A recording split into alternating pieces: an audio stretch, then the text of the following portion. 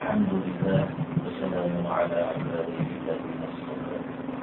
أما بعد، السلام عليكم ورحمة الله. قال رسول الله صلى الله عليه وسلم: اللهم ارحم خلفائي. قالوا: ومن خلفائك يا رسول الله؟ قال: الذين يأتون من بعدي يروون أحاديثي ويعلمونها الناس. Rasululloh sallallohu alayhi va sallam marhamat qildilarki, mening o'rinbosarlarimni o'zing rahmat qilgin deb shunday deganlarida ashoblar aytishlarki, sizlarning yo Rasululloh, sizni o'rinbosarlaringiz kimlar deb savol qilishganlarida Payg'ambarimiz sallallohu alayhi va sallam o'rinbosarlarining sifatlarini bayon qilib aytdilarki, meni o'rinbosarlarim mendan keyin kelishadi. Ya'ni ashoblarga aytdilarki, sizlar mening do'stlarimsizlar. Meni o'rinbosarlarim mendan keyin kelishadi. Ularning bitta sifatlari yana mening hadislarimni xalqlarga rivoyat qilib berishadilar va ularni odamlarga rivoyat qilishlik bilan cheklanib qolishmasdan o'rgatishadilar deb shunday dedilar. Bu hadis sharifning ta'siri o'zini Rasululloh sallallohu alayhi va sallam davrida ham, u kishidan keyin ham juda ko'rsatdi. Payg'ambarimiz sallallohu alayhi va sallamning ballighu anni walau ayatan, ballighu anni walau harfan shu kalimalariga, shu targ'iblariga amal qilishib, kishilar Payg'ambarimiz sallallohu alayhi va sallamdan olgan ilmni butun atrof dunyoga tarqatishdi. Mana shu tarqatishlik bilan Payg'ambarimiz sallallohu alayhi va sallamga o'rinbosar bo'lishlikka istihod qilishdi. Hatto ba'zi bir hadislarni o'rganishlik uchun shu vaqtning biz yo'l asboblarini, yo'l jihozlarini hisobga olganimizda qanchalik qiyin bo'lganligini bilamiz. Bir oylik muddat o'rinlarga bir hadisni bilmaganlar bilishadilar. Lekin shu hadisning haqiqatda rivoyat qilgan kishi tirik bo'lib, bir oylik masofada turgan joylarga borib, shu hadisning haqiqatda shu kishi rivoyat qilganmi yo'q ekanligini bilishlik uchun bu hadisni mukammal bilishgan bo'lsalar ham shu narsani aniqlashlik uchun shunchalik uzoq masofalarga borib o'rganishdi. Alloh subhanahu va taolo tarafidan kelgan Qur'oni Karim Payg'ambarimiz sallallohu alayhi va sallamning xalqlarga Qur'onni izohlab bildirgan hadis-i muboraklari bir davrlarda shunchalik qadrli, qiymatli bo'ldi.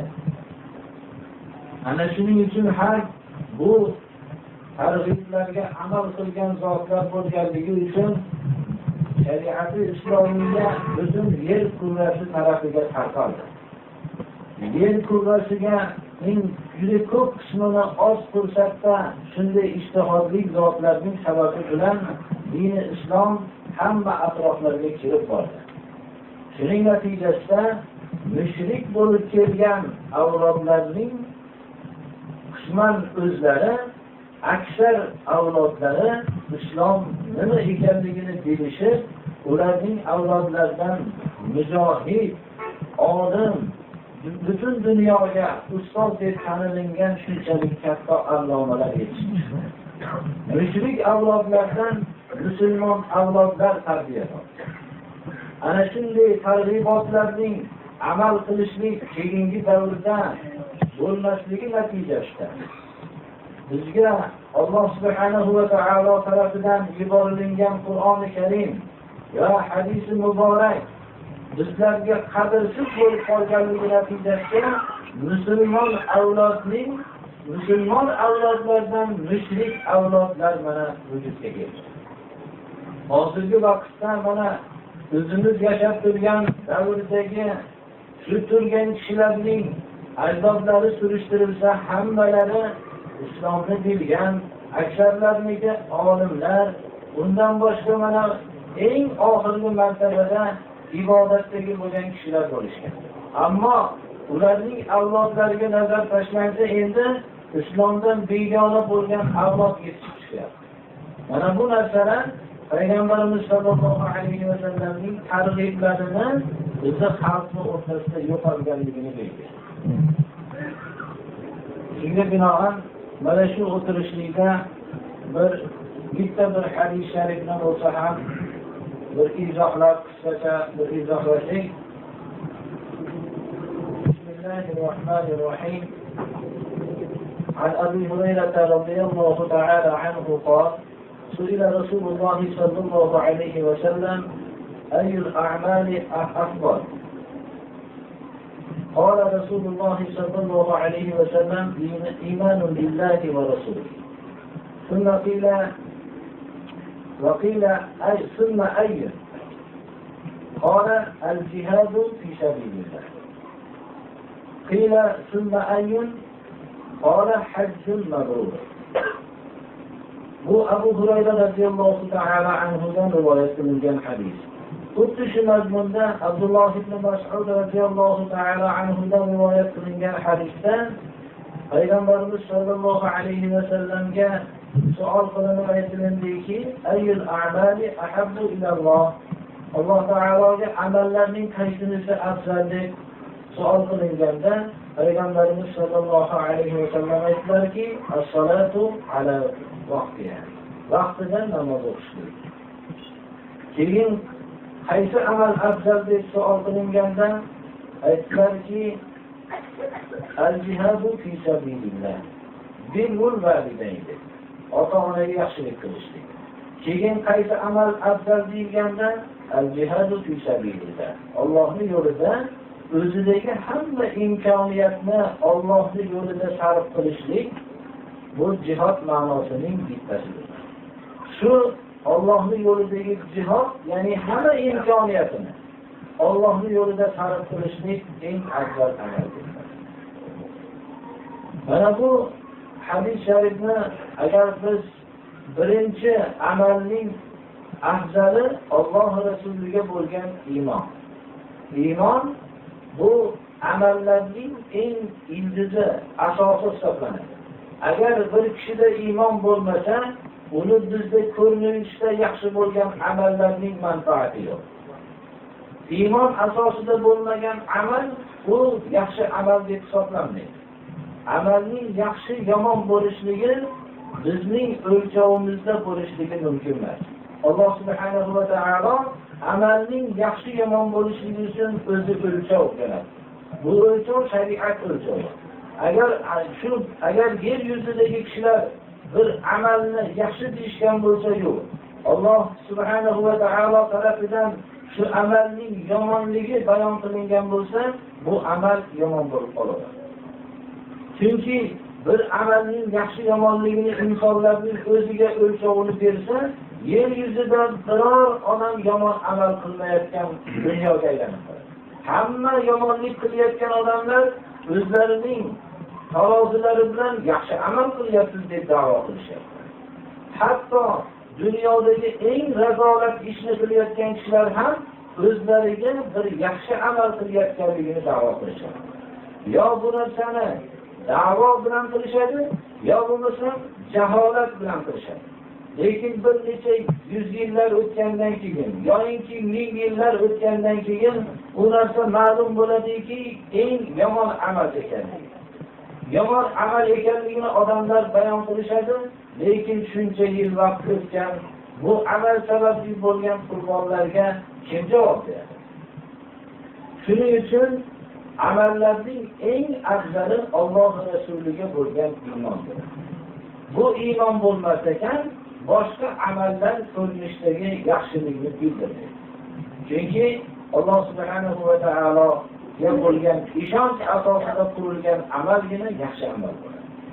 Undan keyingi amalning afzali Alloh yo'lidagi, ya'ni jihad o'zining hamma imkoniyatini Alloh yo'liga sarflash. Ana undan keyin haj mabrur dedilar, riyosiz bo'lgan haj dedilar. Keyingi hadis sharifda amallarning Alloh subhanahu va taologa eng suyumlisi namozni vaqtida o'qish dedi. Va keyin ota-onaga yaxshilik qilishlik deydi.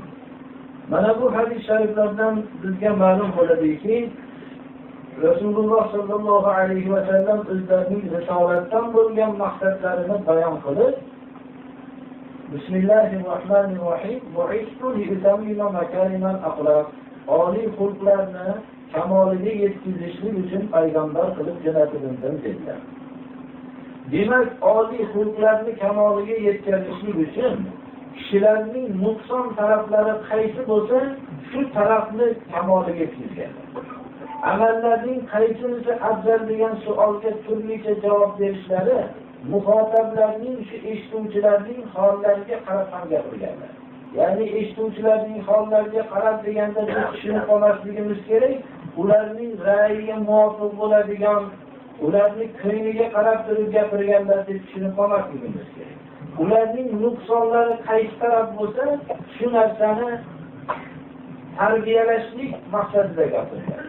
Ba'zi kishilar Alloh rasuliga bo'lgan iymonlari bo'lishi bilan birga namozni vaqtida o'qimaydigan kishilar bo'lishligi mumkin. Ana shu kishilar amallarning Allohga eng suyumlisi qaysi deb savol qilganlarida namozni vaqtida o'qishlik deb javob bergan. Ba'zi kishilar namozni vaqtida o'qishlari ham mumkin, lekin ota-onalarga yaxshilik qilishlik sifati mutlaq ularda topilmaydi. Mana bunday kishilarga amallarning afzali ota-onaga yaxshilik qilishlikdir. Shu eshituvchi, savol qiluvchi kishining nuqsonini tarbiyalab qo'ygan.